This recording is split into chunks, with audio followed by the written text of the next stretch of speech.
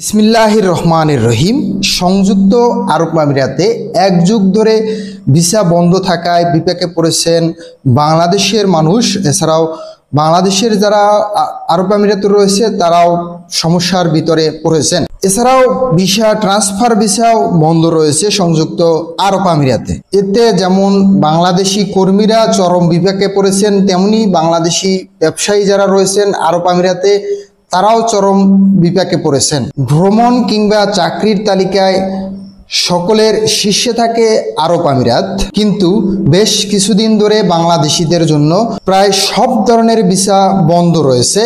এতে করে বাংলাদেশের শুধু কিছু কিছু ট্যুরিস্ট ভিসা এবং শিক্ষাগত যারা যোগ্যতা রয়েছে তাদের কিছু অল্প সংখ্যক ভিসা দেওয়া হচ্ছে।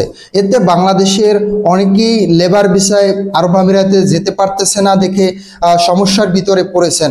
সেখানে থাকা ব্যবসায়ীরা অন্য দেশের লোক দিয়ে কাজ করাতে হচ্ছে, বাংলাদেশ থেকে এই লেবারগুলো যেতে না পারায় বাংলাদেশের অনেক কর্মীরা এবং আরব আমিরাতের অনেক কর্মীরা প্রধান উপদেষ্টা ডক্টর মোহাম্মদ ইউনূসের কাছে অনুরোধ করেছেন, আবেদন করেছেন যেন এই বিষয়টা তিনি খেয়াল রাখেন, নজর দেন।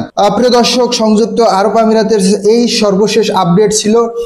কারো কাছে টাকা পয়সা দিয়ে প্রতারিত হবেন না। যদি আপনার শিক্ষাগত যোগ্যতা থাকে তাহলে আপনি সংযুক্ত আরব আমিরাতে ভিসায় যেতে পারেন, বা যদি স্কিল ওয়ার্কার থাকেন তাহলে আপনি আরব আমিরাতে যেতে পারেন। এই ছিল আরব আমিরাতের সর্বশেষ আপডেট।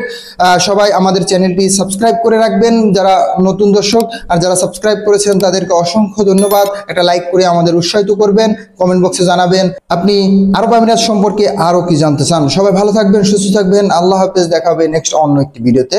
আসসালামু আলাইকুম ওয়া রাহমাতুল্লাহি ওয়া বারাকাতুহু।